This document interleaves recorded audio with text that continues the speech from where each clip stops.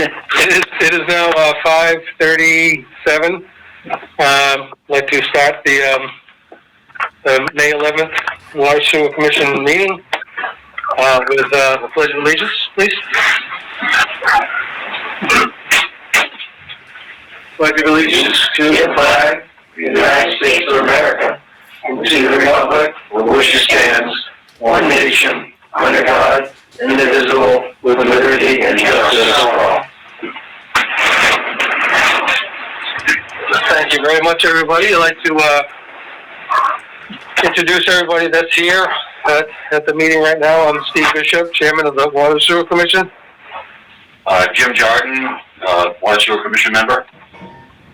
Janice O'Verge. Sarah McManus, Weston and Sampson.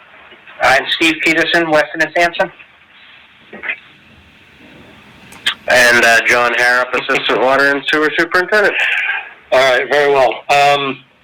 First and foremost, before we get into our agenda, I guess a couple days ago we got an award for the town of Norton, and I think it's high time that you guys got recognized for all the hard work and diligence and what we've all gone through, and our staff from Rose to Frank to yourself, John, and the rest of the guys down at the water and the sewer department. Big kudos, and we very much appreciate it as town folks, the job that you do, and we appreciate it, and we thank you very much, and congratulations on the award you had. On behalf of the department, thank you very much. Yeah, it's been a trying year, but we're almost out of the woods. Yep. We're moving. Yep, going forward. I love it. So with that being said, I'd like to start with the superintendent's updates. Okay. Short and sweet. But it has been a busy few weeks. We changed the job description for our sewer techs as we're in the process of searching for a new sewer tech to come on. We put in wording as far as water licensing and wastewater licenses before there was no wastewater licenses in the job description. So you're going to require both? We are requiring both. The water licenses themselves were dropped. I actually have a copy of the changes made. So the water licenses required went from a D3 to a D2 and a T treatment 2 to a treatment 1. So does the potential candidate have ample time to get these licenses, or do they need to come in with those licenses? No, they have to get them a grade 1 distribution within 18 months of hire, a grade 2 distribution within 36 months of hire, a grade 1 treatment within 24 months of hire, and then we added a grade 1 wastewater treatment license within 18 months of hire. Okay. The first 3 licenses were already in the job description at that timeline. But we added that wastewater license and also added wording about the on-call rotation and how all employees, I should say union members, are required to participate in the on-call rotation within 30 months of their hire date. So all those licenses. All the licenses needed to be on call in our system, you have to get within at least 24 months is the last one. That's a grade 1 treatment, and then you have 6 more months to get on call. And that'll give them ample time. Yes. For all those licenses. Yes, it will. And that's to help expedite the process of people coming and not fulfilling their end of the bargain. We also put in wording as far as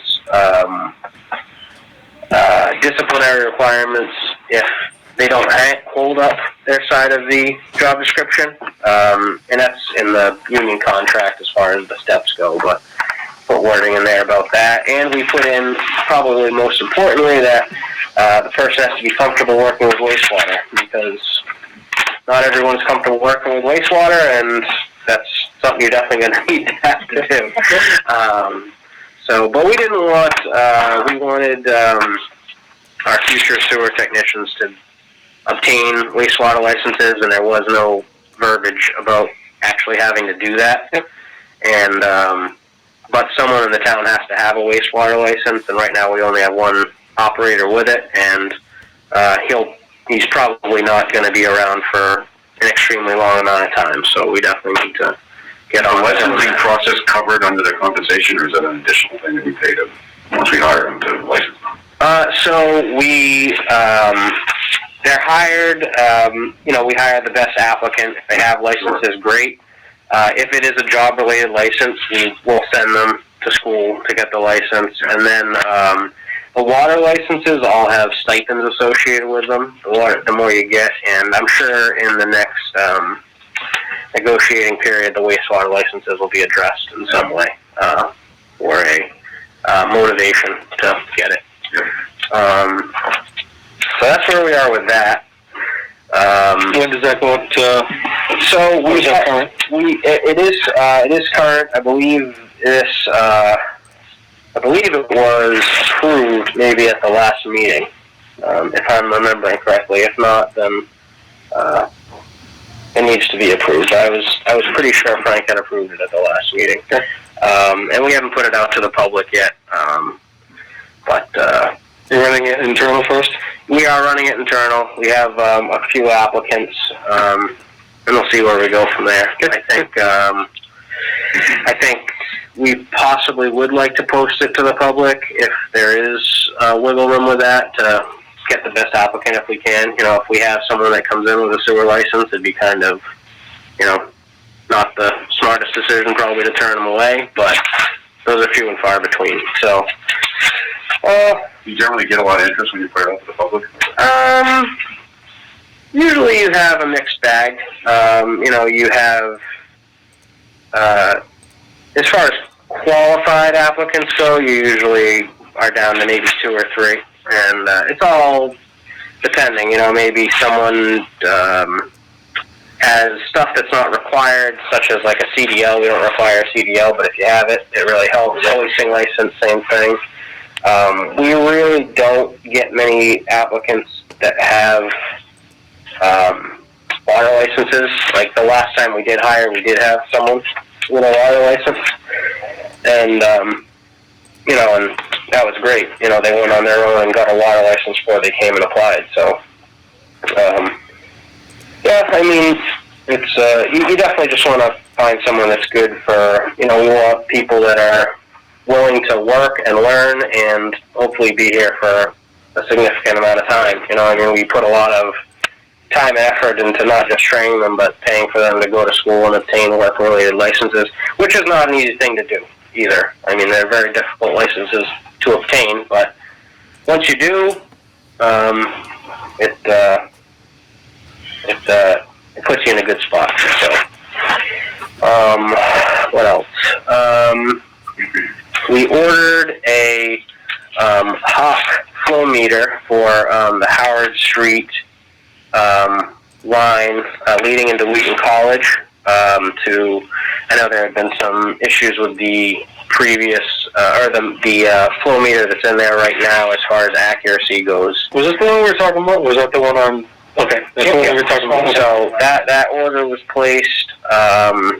It takes a few weeks to get in, but I believe I received an email saying it had shipped. I think it ships from Colorado. So, but I had scheduled with the people who were installing that for May 25th. That's a Tuesday, to hopefully get that in there, and worked it out with Frank and Howard, the sewer operator, to hopefully have staff on hand that can assist if needed. And that company's out of New York, so we gave them a little bit of lead time to make sure we can get that flow meter in here first and make sure everything's good with it. And hopefully that'll just much more accurately show what the town's sewer flow is before it gets mixed into Wheaton College's sewer flow. So, going into Wheaton Station. Is that something we install, or is that something they contracted to install? So we purchased the flow meter from, I can't remember the name of the company. It wasn't Hawk itself, it was a salesman for Hawk. Yep. And then, Flowdar? yeah, it was the Hawk Flowdar, but it began with a J. It was a three-letter name, JCP, I want to say. But and then they referred us a company that would install it. Okay. And I think it was we didn't need to include it in the PO because it was under 5,000, and it was regardless of who we got it from, they could install it for us. Okay. So, what's the lead time are they talking? well, so to get the meter, they said 2 or 3 weeks. Oh, that's not bad. But like I said, I scheduled with the company that's going to install for May 25th. So hopefully, if we can get the meter in the next 2 weeks, we'll be able to confirm with them. So, what else? So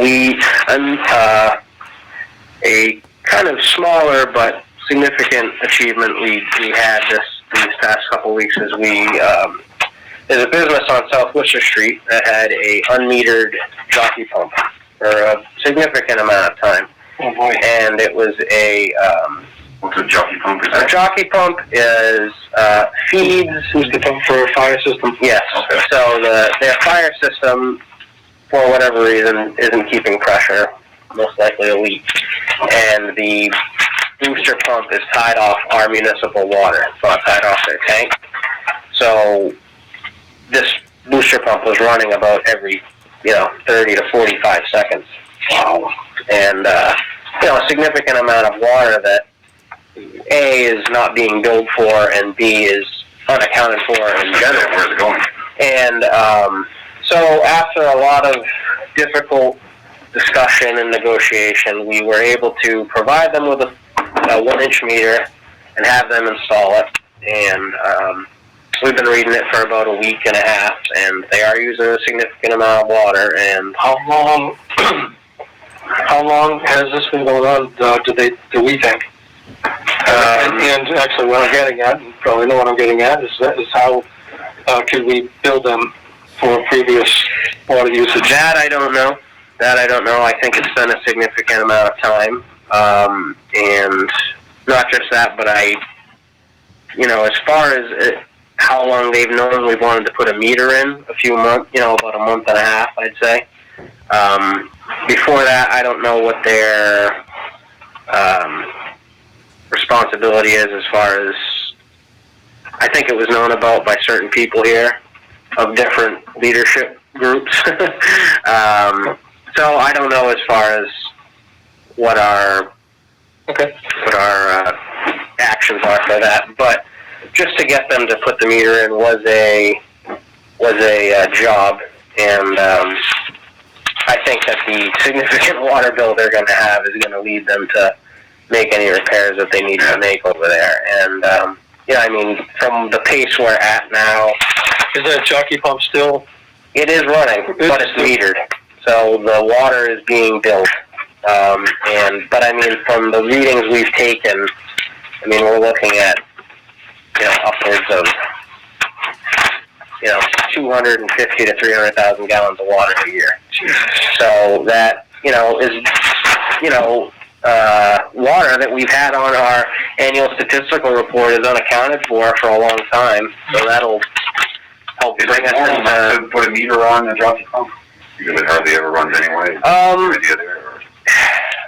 I can't really say that, Jim. I'm not. That's definitely not the area of my expertise. I don't know if sometimes if they're tied off the tank or if they're always tied off the municipal water system, but a jockey pump shouldn't be running like that often, really at all. It's to help with fire suppression, and your fire suppression system shouldn't be running like that. It would be negligible. Yeah. So, we've been under the 10% for unaccounted for water that we've needed to be, but when you're dealing with a few million gallons at the end of the year, 300,000 gallons definitely helps you knock that number down. So that was a long process, but we finally got that done. And but to your question, Steve, Is there a backflow? Is there a backflow on that too? I believe there is a backflow, and the sprinkler room itself, it's older, and some of the valves are older, and I know we had to go down and assist with shutting the water off at the street. So, do we have a backflow surveyor on staff? Or do you we don't right now. We have one that we hire out, but I'm not sure how we use him. I think we use him twice a year. for testing? Yeah. And that's another thing that our last foreman was our in-house backflow person. And right now no one has a license for it. And again, that's, I'm sure, something that's going to be changing in the future coming up here. But, Yeah. like anything, contracts and stuff like that takes time to get put in there. So When is your contract up?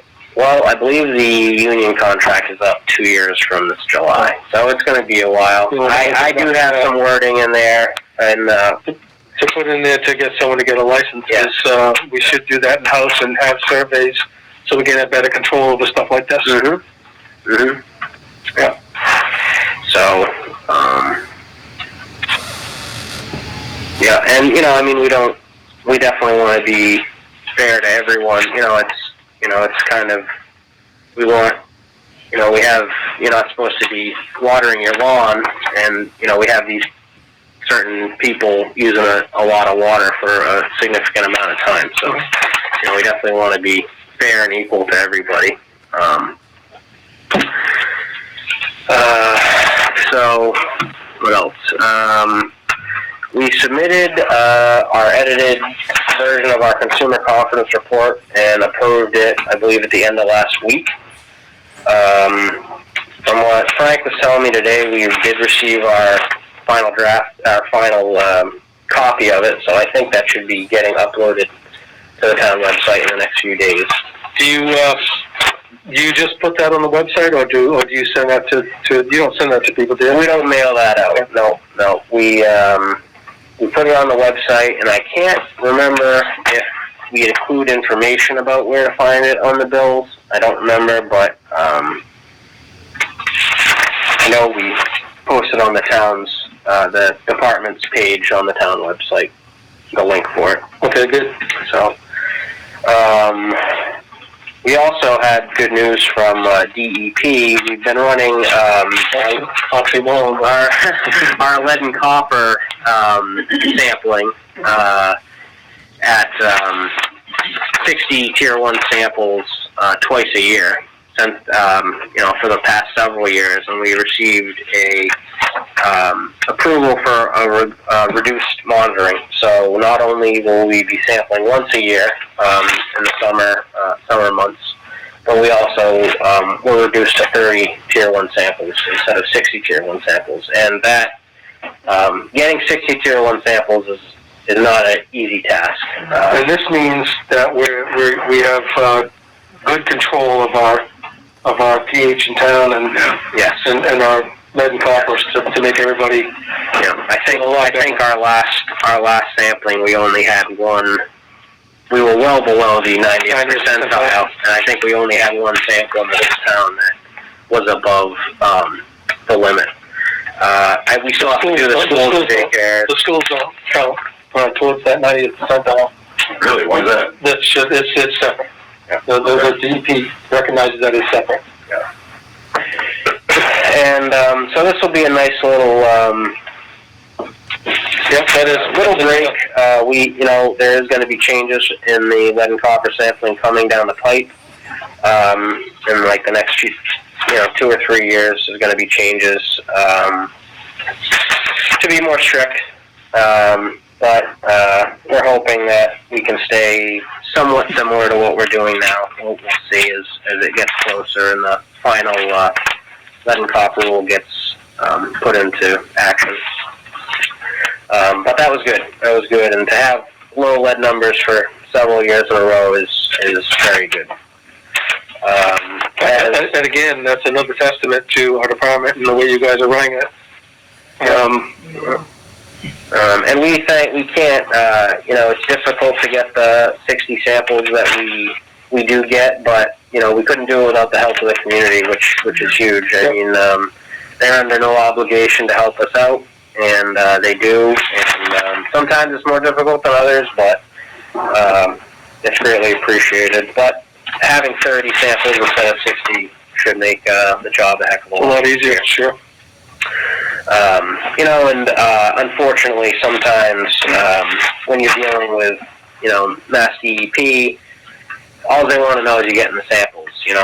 They don't want to hear that people don't want to give you the samples back. That's why I have my doubts about the success of the new lead and copper rule. They're talking about possibly having 5 samples taken from a person's house with only the first and fifth sample counting. But I don't think Norton's going to fall into that exact part of the rule, because that's more for lead service lines, which we're looking through our records, but I don't believe we actually have any full lead service lines in town. But that's you might have a gooseneck here and there just to connect the iron lines. But that will still, if you have a gooseneck as of now, it's still just one sample. But that's still a little ways down the road. And there's going to be discussion about that and whatnot. So, as Steve had mentioned, we did receive that letter from DEP, that certificate congratulating us on outstanding performance over the last year. And I believe that we have received that before, but that wasn't, 2015? It was several years, yeah. I mean, it was 16 or 15 or 16. So, as far as stuff that I know has happened that I'm not, I know we're still waiting on our initial PFAS sampling that we took. I don't know I know the turnaround time's a little slow on that, but we're still waiting for that. Yeah, they shipped that out. Yeah. And so you should be hearing pretty soon. Yeah, I would think.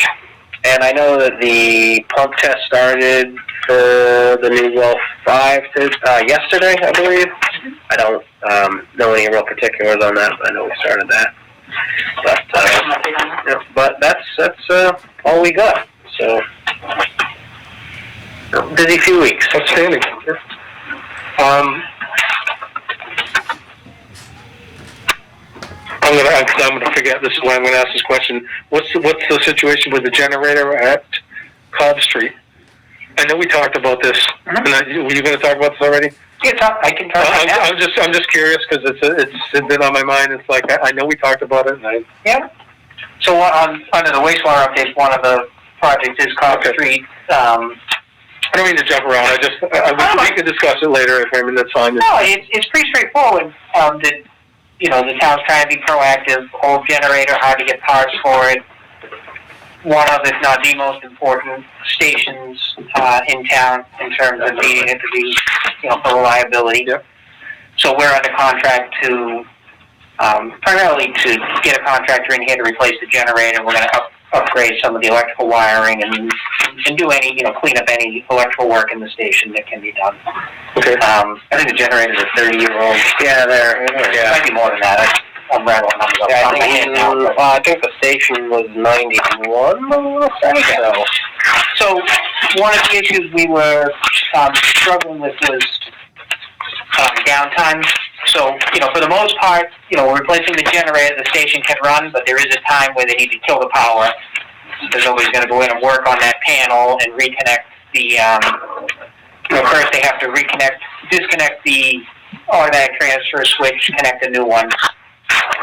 So the first downtime was conservatively estimated at an hour or two.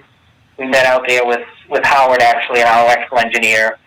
And we always read that it's really like 15 or 20 minutes unless something goes drastically wrong while you're doing it.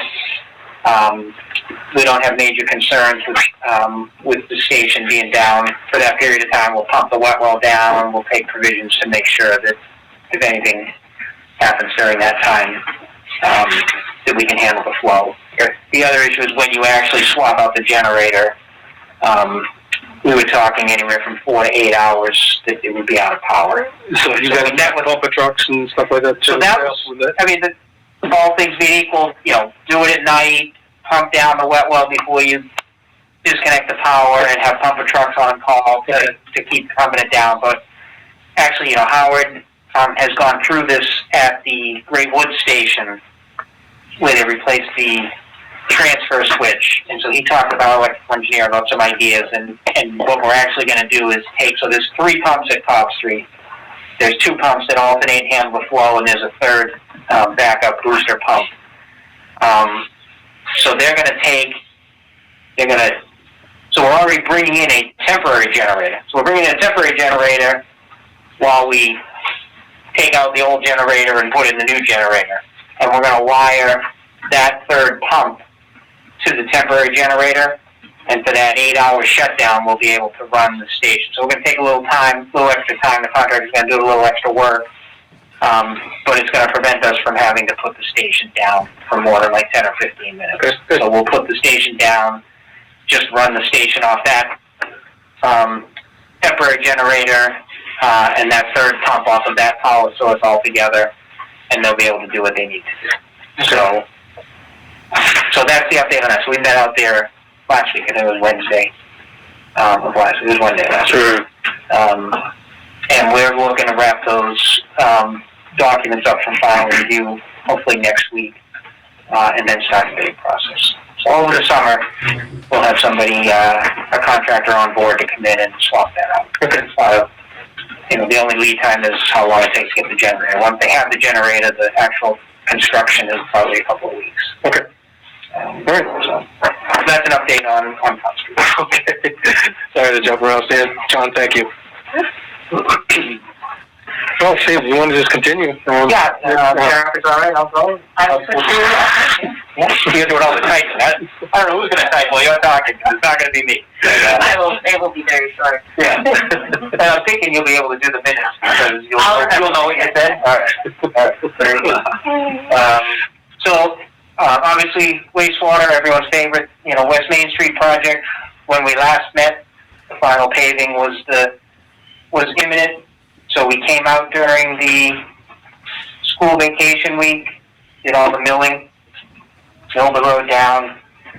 There was a little lag time between the milling, between the availability of the pavers to come in. So we milled Thursday and Friday of school vacation week, and then the paving started on Wednesday, the following week.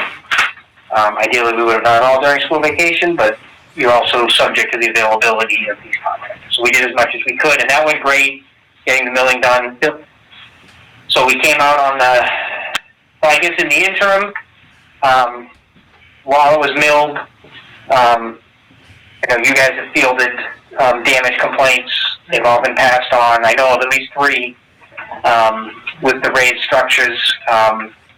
There were signs on either end saying caution, you know, construction, raised structures ahead, road under construction.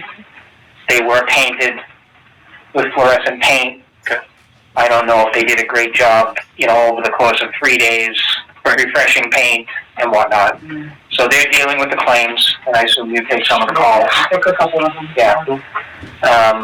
So unfortunately, that's, you know, but that's on the contractor. It's his insurance. You know, it's unfortunate that those things happen. So we got out on Wednesday, and did the first day of overlaying. So they did half, so we milled the whole road like we talked about. We didn't mess around with, you know, going from, you know, here to here and then jumping over here. We did the whole full width. So we did the whole full width opposite side of the road from the high school and the Yale schools, all the way from basically from Mansfield Ave to the housing authority. Paving went well. Traffic did not go well. We had a rough day. The schools had a rough day. Nobody was happy, and understandably, the buses were significantly delayed. So getting out. Getting in. So we made it till school started. So we didn't start before morning, so everybody was in school, which was one of the, you know, the agreements. And, you know, the way it's set up is, you know, we had 5 detail officers, and they're, you know, they're told, you know, when the schools get out at 2:10, we need to focus on getting them out. And, you know, easier said than done. You know, I guess is the best answer. You know, it didn't go efficiently. So we tried to regroup. We had a couple days of rain, so it was a couple days before we got back out there. But when we finally got out there, we got out there on Friday, so I guess that's 2 weeks ago now. It was past Friday, but the Friday before, to do the other lane. And Well, you said it was going to be a 2-day project, and it was. so they did it in 2 days. Yeah. And then so traffic wasn't as bad. On Friday, you know, we really worked with the police, and so actually what happened on the Friday, I'll probably give you more information. I'm sorry, Sarah, you're typing away over here. Keeping out sunrise. People like to know. You're right, it's supposed to just be a summer. So, they waited out the rain Friday morning to make sure everything was dry. Then the paving plant went down, so they weren't getting any pavement. So it was a long day out there. And we basically, naturally, they got to the school at like 1:30, so it was like a half hour before school was going to get out. And we made them stop and take an hour break until school got, because we couldn't put the fresh pavement down right before the dismissal. They wouldn't have been able to get buses. So they were out there until about 6 or 7 o'clock Friday night before they were done. That's how It looks great. they did it. It looks absolutely fantastic. So they came out Friday, this past week, did the pavement markings. Now Mass DOT has to come out and approve the final product. Okay. Out there. I guess, and so from talking to Frank, and I guess Frank and John have driven the site, there are some concerns about a couple of the manholes in terms of the plows. I mean, I don't think you're going to get any driving traffic. There's a couple that are low, but that's, you know, but there are a couple where there's a good lip. Yeah. And then it'll get worse. Yeah, and that's what I'm saying is that, you know, unfortunately it's not bad to drive over, but they're definitely going to get... Yeah, I think the road drive's great. Nobody's going to notice. How do you remedy I that? didn't see him. How do you So remedy Mass DOT's something? going to come up. But Mass DOT's fault. They plow the road, it's their road. Gotcha. They're going to let us know. Okay. All right. If it is even an issue. If they don't think it's an issue for their plows, then so. Well, and here's the $1 million question: is Rocky still responsible for that? Yeah. Or are we okay? Yeah. All right. So It's even tough as far as how the lip is in the travel lane. You know, it's not like the manhole is slanting towards traffic. It's going the other way, so the plow will definitely catch it. But like Steve said, it's, you know, it's their call. So we are working on the betterment table. I pretty much have it finalized. So we'll get that to Rose. And when we talked about betterments a little while back, you know, Rock did, we need everything out before July 1st. We need to get the betterment bills out. So we should be ready soon.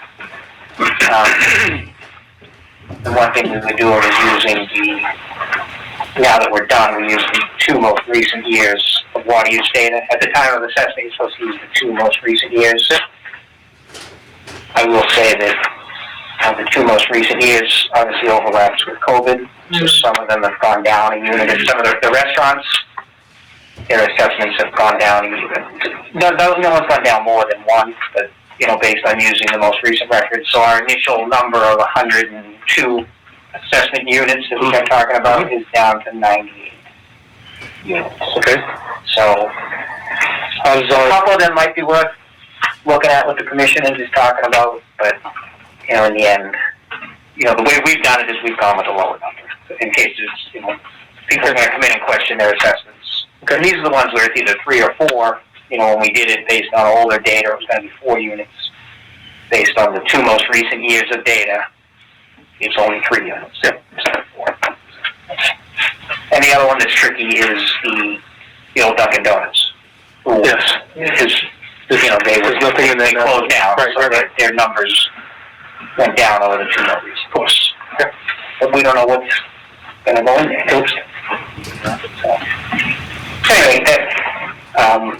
Well, all I know is the road looks great, and a lot of people are very happy. I think they were inconvenienced for a couple of days, but in the long run, they're much happier, and they're on to other things they can complain about. Is that on? It is. So No, it looks great. It looks great. And good job. Definitely. We'll continue. So at this point, Rocky will be submitting the pay rec for all of the paving quantities. And we'll be trying to wrap things up with the final change order, final balancing change order. Okay. Close it out with SRF. Right. And, get all the paperwork in place. And finally be able to say we're done. Okay. I'm sure Rocky would say the same thing after all the banging that they had to do. They I can't even. happy to. Yeah, I'm sure. And live to fight another battle. But it's done. It's in. All right. If you didn't get any of that far, I can help you over. I have a whole page, don't worry. You all set? Is that it? Yeah, I got that. Okay. I appreciate it. Thank you very much. Tara? Sure. So I'm going to start off with the water treatment plant. We submitted our final request for payment to Mass DP, as well as the final closeout paperwork. We've got one more page that came to DEP that they sent us this week that asked for another piece of paper to be signed. But we'll wrap that up this week, get that in for documentation for that closeout. Conservation, I know Frank wasn't able to connect with the agent. She was on vacation last week, and everybody's been kind of taking a lot of vacation with the year-end, fiscal year-end, trying to get the vacations off the book. So we're going to try to work that out in the next few days, but we want to make sure we're very clear on exactly where it's supposed to need to go, and we're attempting to we've met all the original requirements, correct? I mean, okay. Yeah, so these are the additional. they did confirm at last night's meeting that is the only thing that's outstanding right now. It's just putting up the signs, and they just need confirmation that they're up, and then we get it. So we'll work on that, and they do offer the actual little placards themselves. We just need to buy the 4x4s and have them actually physically installed. So, we'll discuss the 20-foot separation and see if we can talk about that. That's going to look a little rough on that really quick. Yeah. And also it's service into the wetlands. So. But we'll see how that goes. And I think, Steve, I know I sent this to you, so this is our amendment. We did provide some additional engineering assistance with the water treatment plant operations and maintenance, just kind of a 1 year afterwards inspection of the plant, going inside, making sure everything is in good shape. We want to make sure that the operators were operating the plant and comfortable with how everything is. So I put that together and emailed it to you, and just amendment number 8 for $10,000 for services from January through June of this year. So if there's any questions, we can kind of go through that too. But. And if you haven't had a chance to look at it, we can talk about it. I didn't. I honestly, I didn't have a chance.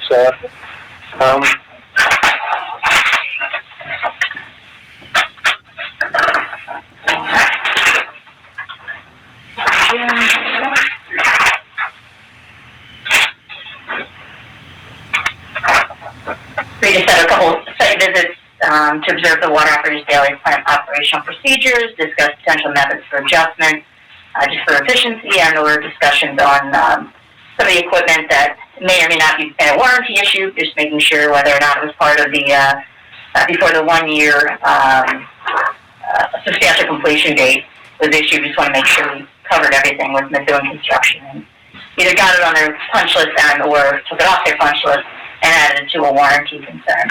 Sure. The other part of it was just providing additional assistance. The owner has requested to achieve final project closeout for the treatment plant, including providing additional assistance with equipment warranty questions and concerns. And then we had some, and then I just indicated that, it would not exceed $10,000 without prior approval of the owner. So at this point, we're, I think about 8,500 in, but I don't foresee anything in talking to Frank that there's really much left. We just have a little bit more work, and like I said, the additional conservation has been a little bit of an extra list we were not anticipating, but we are very, very, very close on that, I think. So. Okay, so we're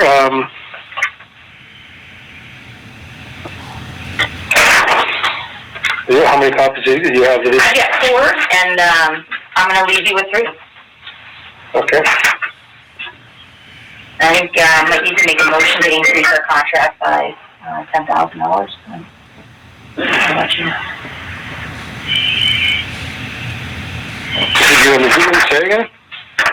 I think you just need to make the motion that you, Okay. and then just officially approve the amendment number 8 for $2,000. So I can do that then, right? Yeah. I'd like to make a motion to approve the additional $10,000. Or, what is it? Amendment number 8. Amendment number 8. I second that. All in favor? Aye. Aye. Motion approved.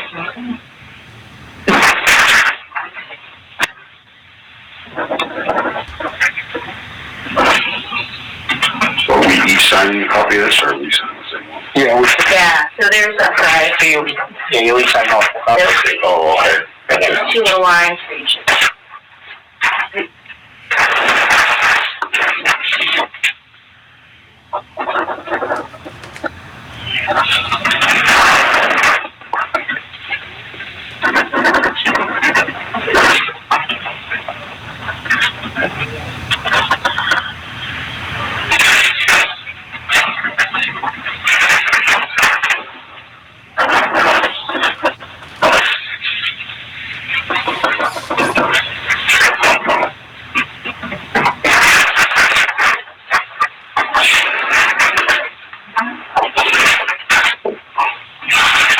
So that's pretty much the update on the treatment plant.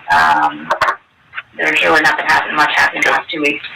And then as far as John indicated, so for wells 5 and 6, we did start the 48-hour pumping test yesterday.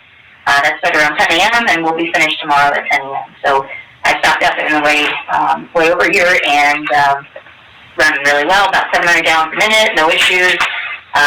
Talked to the gentleman from Sullivan out there as well, and other than a little bit of movement on the pipe and a lot of frequent dog walkers back and forth, other than that, it's been pretty calm out there, and the area of the retention basin has been doing a great job. Everything that's filtering through is crystal clear water. Everything's energy dissipating as we would anticipate too, so it looks great out there, and yeah, like I said, it's been running for most of the 48 hours. We just have a little bit left to go. So, and then taking measurements and water quality samples as well. So the next steps for that, obviously, is very similar to the PFAS stuff you guys are doing too. That is going to take several weeks for us to get the results from the water quality. Is there any way we can expedite that? At another lab? I think we're going to be using Alpha, so it'll probably come in sooner. Good. I think that we also have to do radionuclides, but I'm not 100% sure. That takes a little bit. That is a little bit longer. Yep. But in the meantime, we'll be putting together the pumping test report and information for that as well. And then Frank Sullivan's crew will actually move over to next week or so. The plan is maybe mid-next week or so to move over to well 6. Okay. Installation of the screen delivery, I think it was supposed to come by the end of this week. It might be Monday or Tuesday of next week, depending on the shipping. Okay. So that's what they're planning for mid-next week, to start installation of the screen, and then the full process of developing the well and do the 5. And then I believe at the same time they're going to have a second crew come over and work on well 4. To do the cleaning that Frank had mentioned the last meeting. Okay. So simultaneously, which will be great, because by the time that's clean and back up and running, we'll hopefully be ready to do our 48-hour pumping test for well 6. So so moving forward pretty well, and so far so good, and some good results so far. And the kind of down minute is the approved rate, so Good. No issues there. Okay. How's the tank holding up? I assume it's doing well. I usually only hear bad news from the Have you ever been in there? I haven't been in there You since... see different color paints that have been there? Yeah. No. I believe it's been in operation, actually, so, and they're switching back and forth as they need to, so, yeah, I think that's been going well. I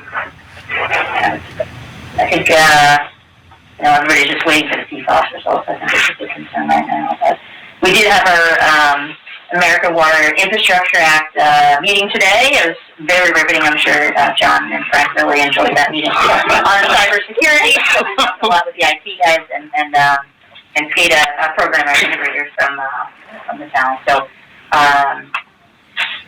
got a lot of answers then, so we're able to fill in more of the blanks for that, and that project is progressing. And I know the first portion of it, the risk resiliency assessment is due by June 30th, so we're on track for that. And but it's tedious. It's not it's tough. You know, sometimes meeting in person is, you know, you miss out on that sometimes. So we had a Teams call with a few people, and some people were in a car, and issues are calling in, and you know.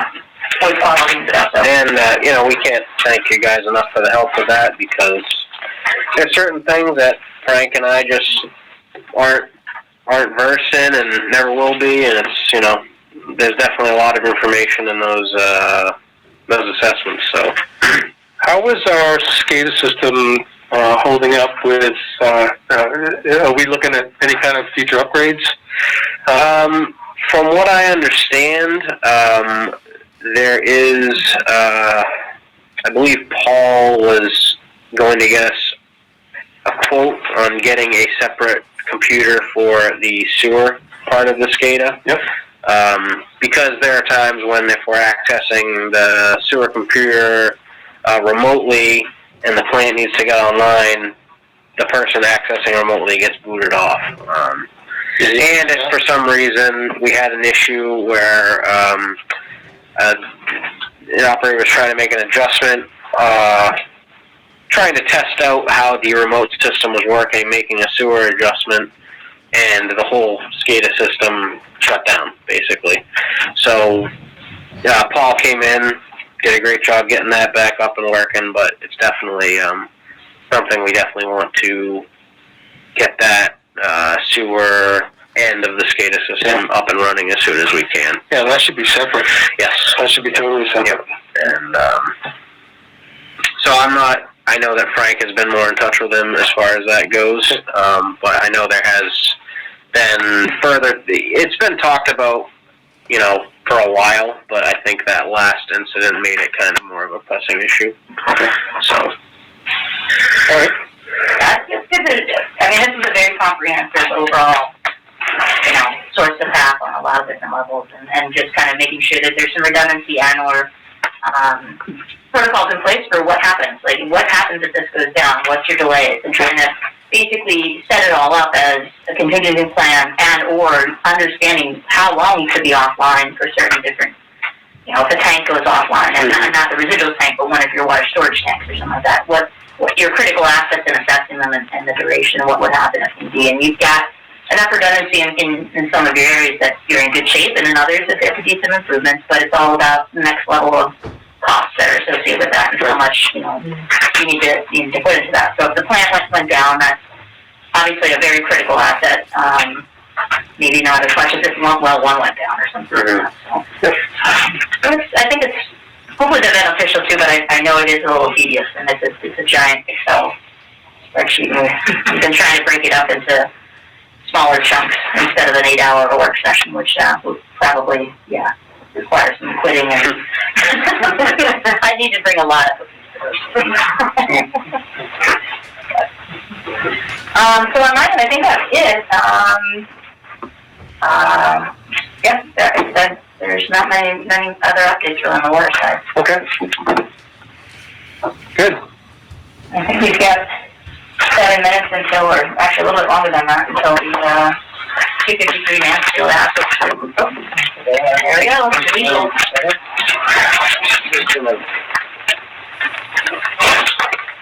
Hello. Good, how are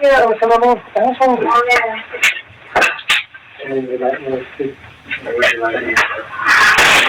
Usually I get set up by the board upstairs.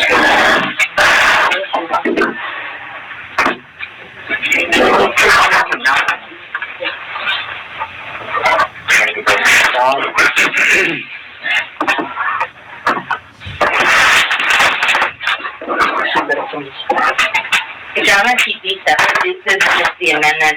Okay. It just needs to go to town hall for certification of approval. Okay. You know, we don't move the full stuff. You want my hand over to you? Yeah. Does somebody have to sign them? Yes. Okay. Yeah. wanna join in on this stuff? With all the other stuff that's gonna happen? Is that for the county? Yes. Okay. Kinda happens, we'll do that.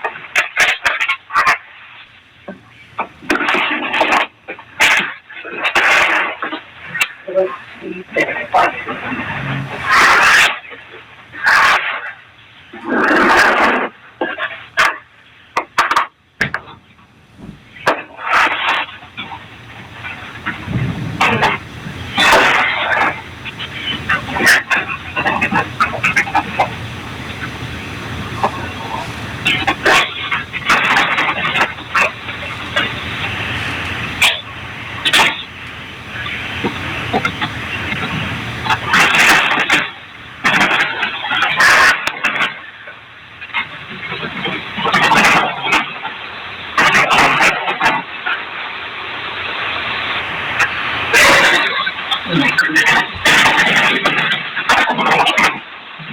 intimidated.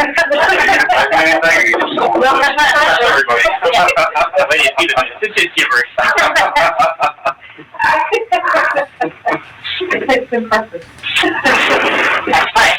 I don't write very fast at all. How's it going? I'm Cam Campbell with Software South, the engineers for the project at 253 Mansfield Ave, 40B.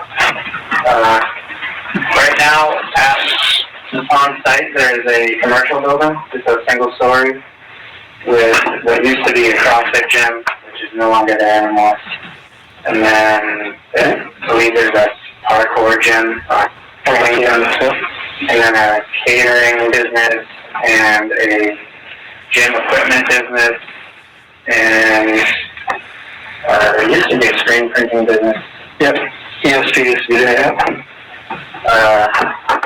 And they have, the site's pretty much all paved, completely around the building.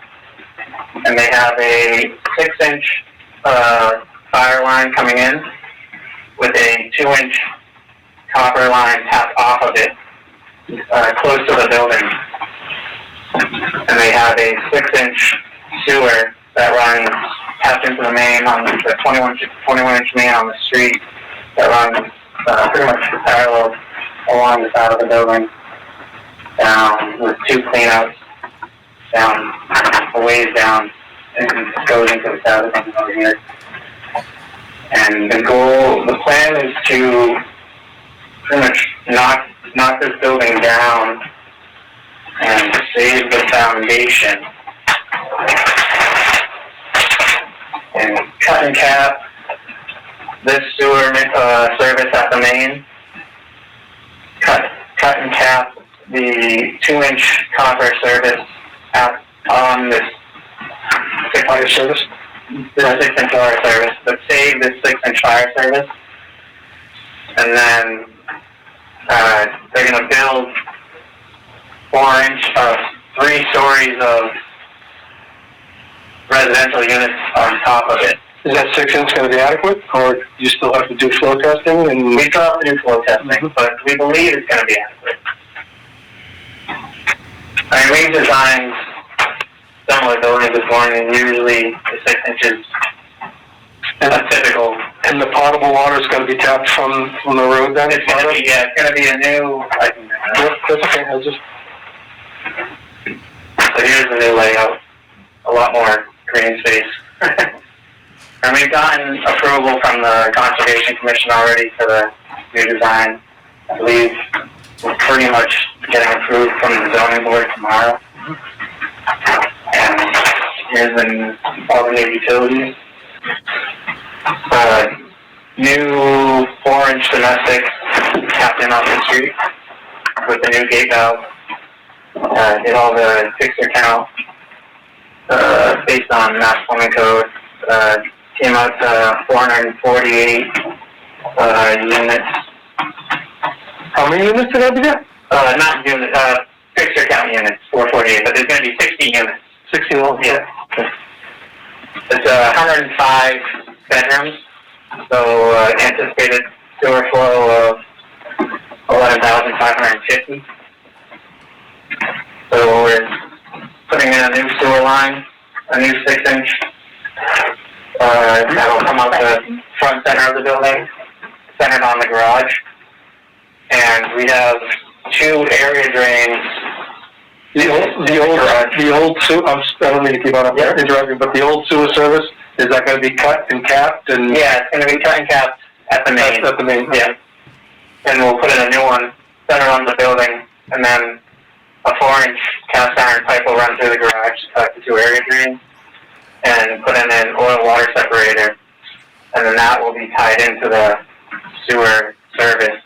Yeah, the oil and water separators, all that, that's gonna go into our town sewer? Yeah, that is the typical connection with, an oil water separator. It's required by Mass Plumbing Code for an underground parking garage.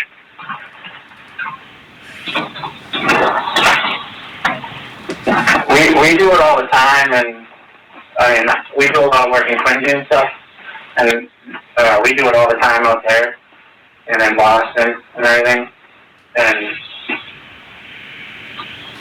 they won't allow it connect, so the plumbing code will not allow it to be connected to a drain? No, they won't. Drain? No. No, if it's underground parking, I mean, under the building parking needs to be connected to the sewer. Because, and it has to have an oil water separator.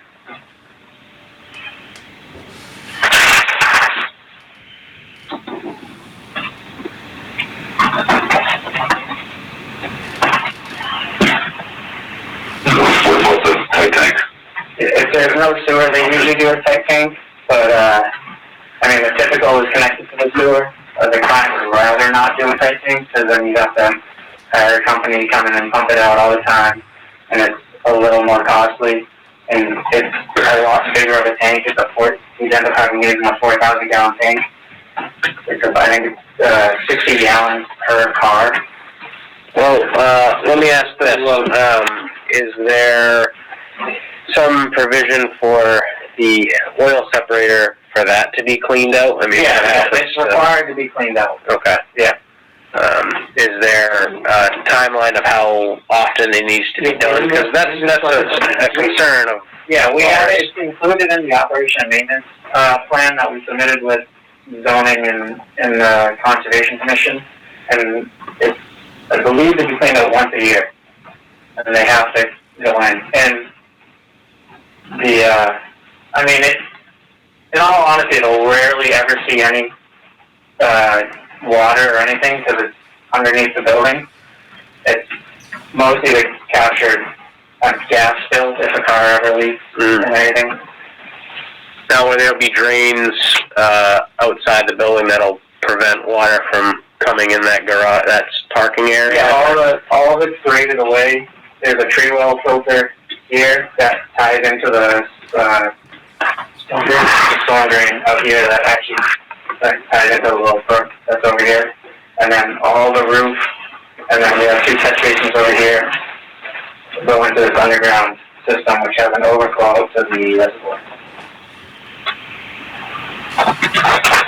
This has all been approved, all the drains, the storm drains, have been approved by the conservation. How many oil separators do you have in the parking lot underneath there? Just one. Just the one? Yes. The 2 area drains, and they both, 4-inch pipe runs in, ties into the oil water separator, which will be located just right outside the garage for ease of access for them to get to it, and then it'll tap in with a 4-inch cast iron with a Y right off the sewer service right here. So that's just going to be a 4-inch gravity cast iron to the. Yep. Okay. You just mentioned that there's hardly going to be any volume anyway over time. Wouldn't that be an argument that would support a tight tank, since you wouldn't have to be emptying it all that often, since there isn't going to be a lot of volume? Yeah, I mean, it's still, you'd rather not put a 4,000 gallon tank underneath his building. I mean, I don't think they'd be able to fit one in this vicinity right out in front. I can understand that, but yeah, we'd rather not tie it into our sewer system as well, so. I mean, if you're absolutely against it, it's an option he's willing to look at. I How do they have you size the oil water separator in terms of the volume of flow that's even anticipated? And I know there are guidelines, I'm just It's not fresh in my mind. it's based on pretty much the size of the pipe going into it. Yeah? And it's based on mass plumbing code. Yeah. And there's actually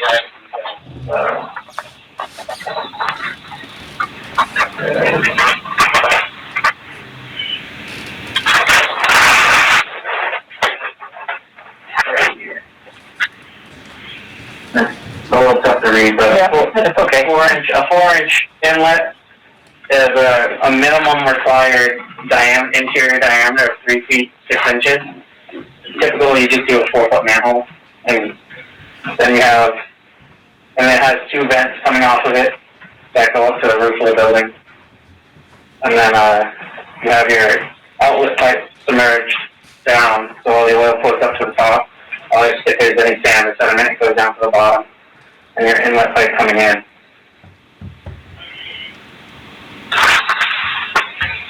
And then it has a minimum sump depth for a 4-inch inlet, a minimum sump depth of 2.5 feet for sediment. Well, I'm sure if that's something that was to be, put in, we'd need to see that it's getting pumped out on schedule, and we'd probably like to witness it if it's, I don't know how it's going to go, but that's for, When I looked around, because I know we talked to Frank about it, and I know my father is on the Norton Fire Department, and I know they don't have one, even though they have a garage, but it was built before the sewer was put in. But I know there's a Penske truck out in the Norton Industrial Park. I'm not sure if they have one or not, because they have a truck washing station and everything, and I'm not 100% sure if they have one or not, so it's something that we can look into. But Is that sewer out there? I don't, Commerce Way, I don't believe has sewer, no. It's a different story if they don't have sewer. yeah, if they don't have sewer, then it would be a tight tank. I don't know the whole system, but it might go to Tom, you might be right. There's a Commerce sewer that goes to Tom. I think that's, I don't know who would be in one of that the guys from, area, but anyway, that's,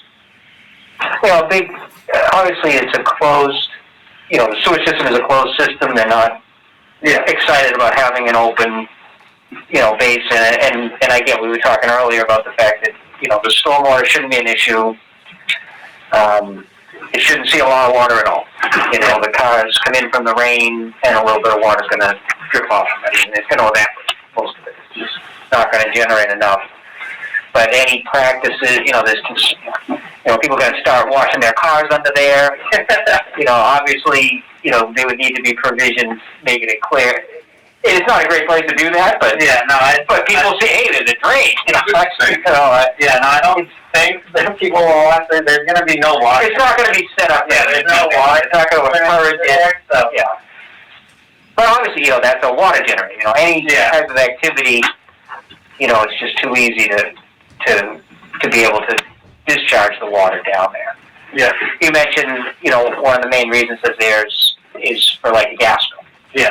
So if there's a known incident, would the O&M plan have a provision that now you're going to pump the oil water separator right after a gas spill? Yeah, that's a part of that. And that's it'll get collected in the oil water separator, but you don't want to sit there for any period of time. Yeah. If you know there's a gas leak, it's got to get out. And that's a requirement, I believe, by Mass Plumbing Code, is if there's a spill, you have to go in and clean it.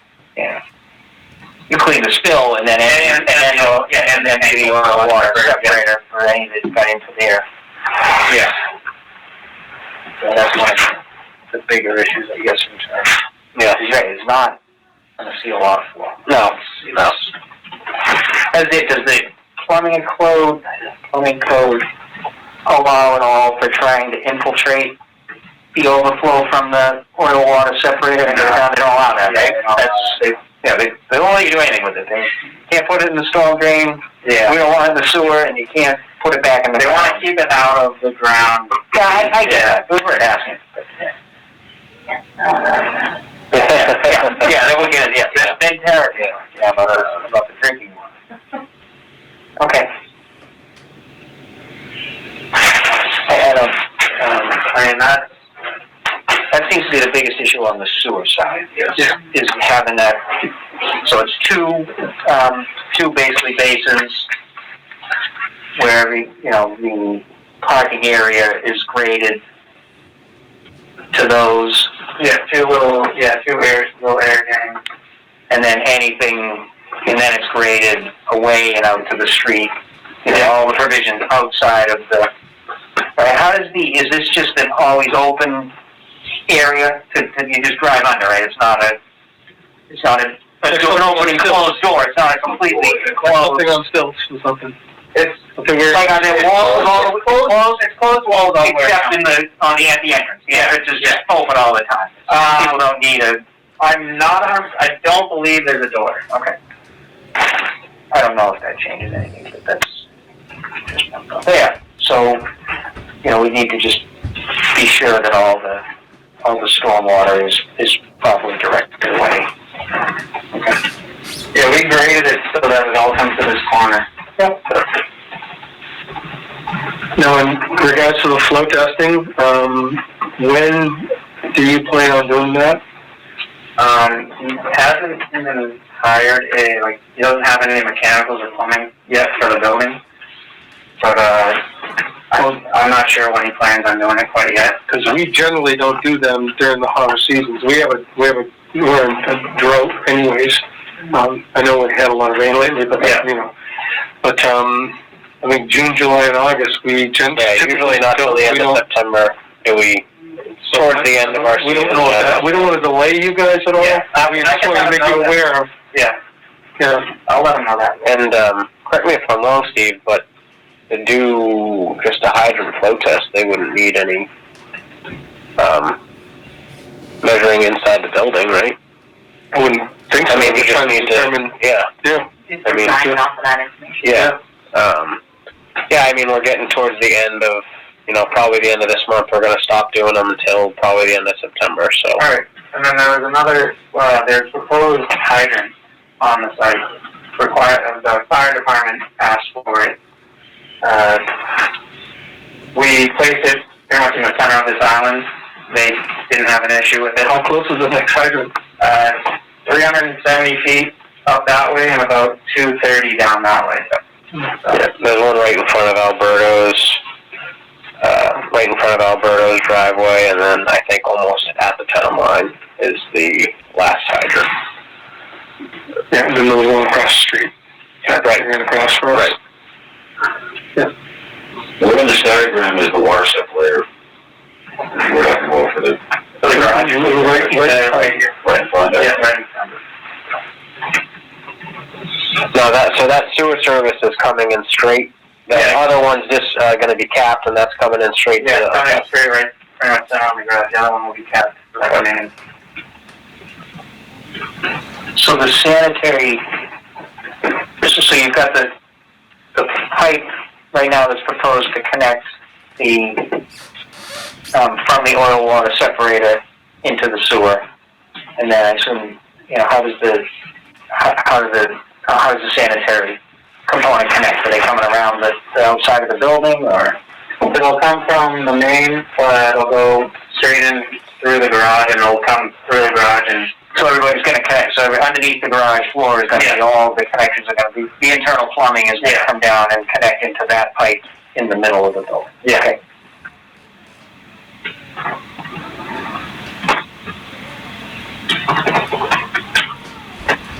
Does the outlet from the water separator lie in with the pipe coming from the building and then going to the sewer, or is that two separate sewer connections? Just one. It lies into the service outside of the building. Okay. So the sanitary flow is not going through the oil water separator. No, that's tied in before. So there's a separate sanitary line coming. Correct. Yeah. Down underneath. 4-inch diameter. The sanitary is a 6-inch PVC. 4-inch on the separator though, with the line. Oh, 4 inch. Okay, they join together.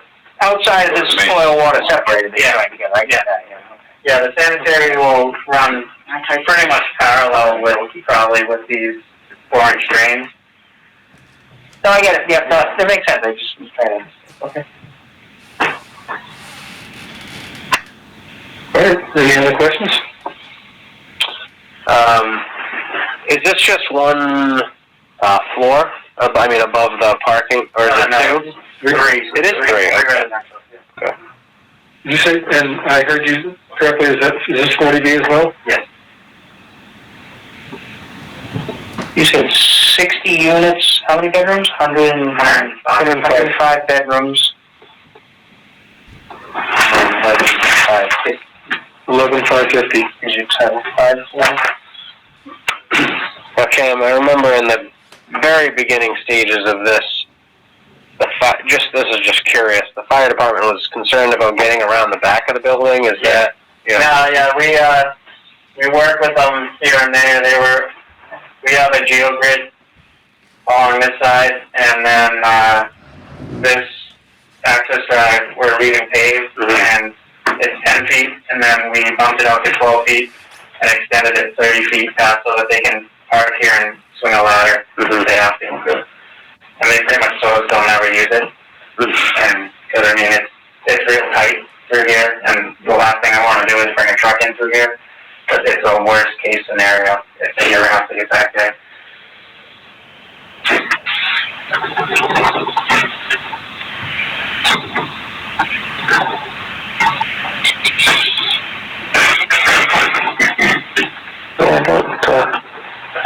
I would just say that the, flow test definitely needs to be scheduled coming up, or it's gonna have to wait till after the summer. Yeah. Okay. Everyone good? Yeah. Hope so. Thank you very much. Appreciate it. And you guys have plans? Yeah, we do. They're on the review, that's fine, I don't see it. I don't know really. Ken, you got a brother Keegan? Yeah. Huh? You know where he lives? Oh, I know. Yeah, we went to school together from kindergarten through really? grade, I think. Yeah, I live right down the street. Yeah. Nice. Got a local guy in this project. Yeah. I'm working for him, I don't know. Yeah, I never put that together reading the emails. Okay, thank you guys. See you later. All right, any new business or old business?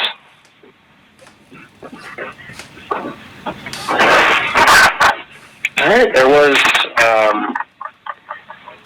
we had a call today from I believe it was the church at the corner of West Main Street and Taunton Ave, the Unitarian Church. West Main Street. Main Street, Yeah, and there was some questions about what was the church rated as.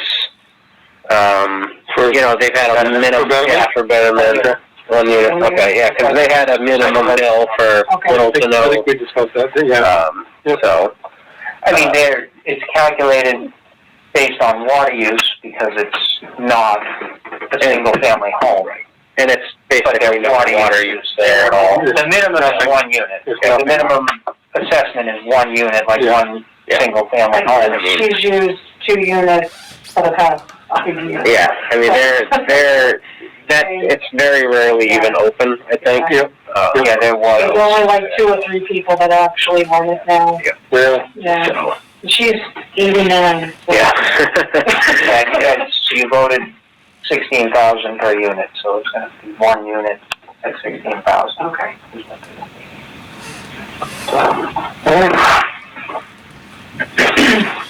Everything else good? Yep, those are all signed. Those are all signed. All right, your favorite motion? Okay, I'd like to make a motion to adjourn. Oh, we need, sorry, before we do that, we gotta get the next meeting. Oh, yeah. I think we did. 2 weeks.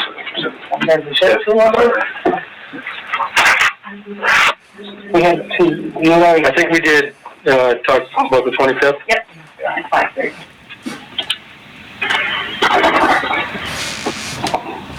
May 25th may change, I'll let you know. You might have to go a day later. I think I might have some conflict that night. There's also a decent chance Frank may not be here again. Have some time to use. He has some time to use, and coming to meetings does the opposite of using time. So, I understand that. and I'll be missing some time the second week of June. Oh, where you going? That. Got a busy week, and